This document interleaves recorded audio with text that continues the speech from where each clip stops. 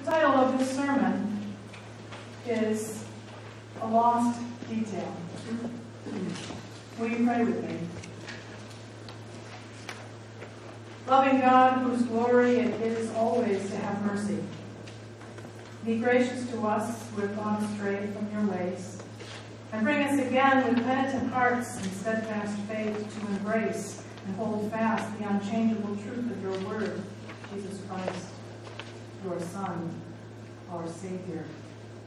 Guide us now by your Holy Spirit, that through the words of Scripture and sermon we might be led to him, who alone is the way, the truth, and the life. Amen. The story that Jesus tells us this morning is one of the most famous stories from the Bible. Everyone has heard one version or another of the prodigal son. What do you know of the context, I wondered?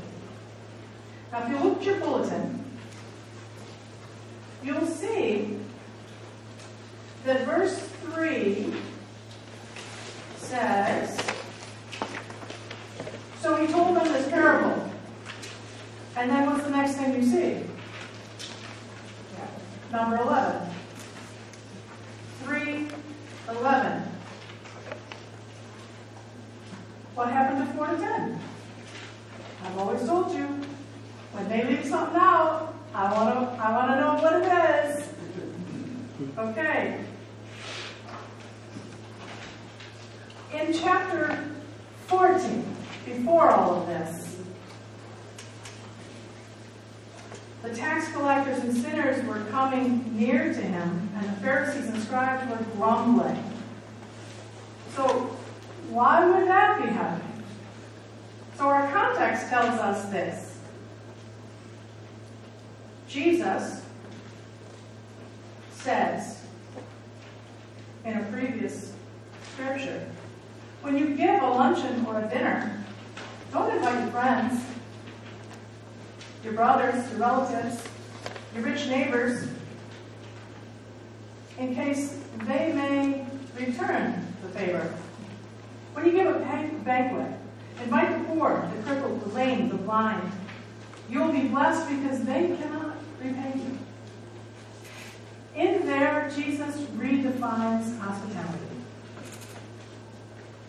Don't invite your people to dinner. Invite the people that are not your people to dinner. Not only was Jesus saying things like this, but he was doing unusual things. He did something really awful. He healed someone on Sabbath. The teachers were saying, you can't work on the Sabbath. According to the law of Moses, you just can't do it. But Jesus redefines the law with the prism of compassion. Jesus is redefining the law through this prism of love, this radical new teaching. So that's the backdrop for today's story. And then those pieces that are missing. Well, it's kind of a pun in progress. Those verses are about things that are lost. The verses we don't see today, the one about the lost sheep. The guy has 100, 99 are safe and one's gone.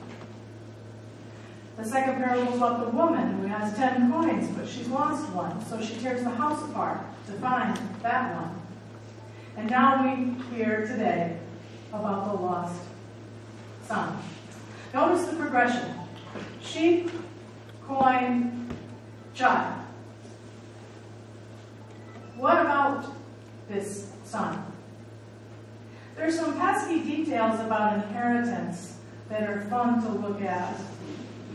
When there's 2 children, 2 male heirs, the older one gets 2/3, and the younger one gets 1/3. He wants a share. The dishonorable thing is that his father's not dead. Inheritance usually means somebody's gone direct. So we heard the story. The kid, and Christine did a beautiful job of explaining it to the children. He squanders that inheritance. Ends up doing the most despicable thing to the Jewish people. Caring of pigs. Which means, of course, that he is far, far, far from home. Now, as with many of Jesus' parables, there's these delightful little details that are just delicious. Verse 17. Look at it. Verse 17. What happened? He came to himself. Many translations will talk about him being brought back to his senses. I absolutely love the way that Christine acted out repentance, turning back toward God. He turned around. He accepted responsibility for his behavior and decides to apologize to his father. Now, we do what we do. We concentrate on the dad. What a dad! Look at that dad! He ran out to meet the wayward son. He orders a feast, not just any buffet, but the best clothes, the best dancing, the best music. Or we concentrate on the elder brother. A lot of us resonate with that elder brother because sometimes, or at some time, we are the ones that stayed. We're the ones that didn't lie, didn't squander, and didn't get an action. So I can't tell you how many sermons I've heard or preached about the dad. And most preachers will tell you that this is how God responds to us when we get too excited about our worldly pleasures. And I've heard just as many sermons about the resentments of the older son. As I prayed about God's light and love, and as I prayed for inspiration of some kind of detail that might be lost in plain sight, it happens at the end of the two parables we don't read. Let me fill you in. With the lost sheep, that parable ends by Jesus saying, "Just so I tell you, there will be more joy in heaven over the one sinner who repents than the 99 righteous who need no repentance." And at the end of that lost coin parable, Jesus says, "Just so I tell you, there is joy in the presence of the angels of God over one sinner who repents." So in the parable of the prodigal son, this wayward, wicked boy makes up his mind in verse 18 and says, "I will get up and go to my father, and I will say to him, 'Father, I have sinned against heaven and before you. I am no longer worthy to be called your son. Treat me like one of your hired hands.'" And if he were truly wicked and wayward and had not changed his ways, you'll notice in the sequence that the father's reaction happens from afar. While he was still far off, the father saw him and was filled with compassion and ran and put his arms around him and kissed him. Our wayward son did not have to go through with it. He could have just said, "Oh, okay, I'm cool." Okay. He did not have to humiliate himself because his father's mind was made up. But he did. Verse 21, the son said to him, "Father, I have sinned against heaven and before you. I am no longer worthy to be called your son." Let's not lose that extremely important detail. You can't overlook repentance. We can't skip from transgression to forgiveness without responsibility. We are a society lost in blame. Not my fault. We are a culture tied to excuses and justifications. Well, I wouldn't have hit that car, officer, if it hadn't been there.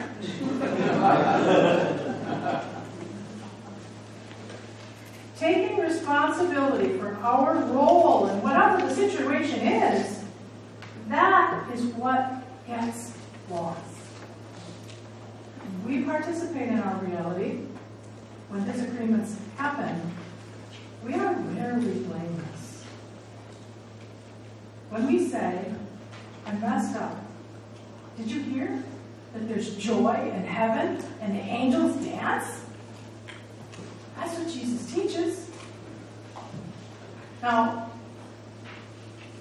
there are 12 steps in the program of recovery that has saved millions of lives.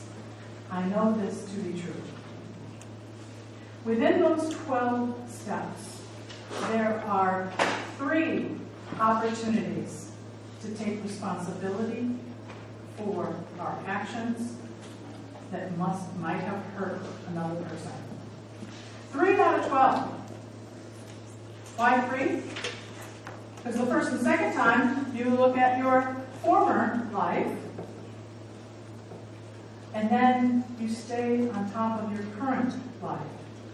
Step 4 says, made a searching and fearless moral inventory of ourselves. Step 8 says, made a list of all persons we had harmed and became willing to make amends to them all. And step 10 says, continued to take personal inventory and when we were wrong, promptly admit it. 3 times. Taking responsibility for our own behavior has everything to do with being honest and faithful and living a life of health. The prodigal son took responsibility for his own bad behavior. He didn't blame anyone else or justify what he'd done wrong. Don't get me wrong, all those other sermons about the father and the elder brother, they have a point. They certainly do. They have a point. Don't hold on to resentments when someone gets more than what you believe they should get. When you forgive, do so as lavishly as God forgives. Those are great sermon talking points. And I began today by pointing out that Jesus is redefining the law with a radical new teaching. It is a teaching about love and about taking responsibility and turning toward God. So as we consider those things that Jesus calls lost, let's not lose sight of this lost detail. Taking responsibility for ourselves is important to our soul's health. And holding people accountable for their bad behavior is not unchristian or unkind. Do so with grace, of course. But don't think ill of yourself if you're holding out for justice. We can do both. We can love and expect justice. Yes, indeed, this is a radical new teaching. Thanks be to God.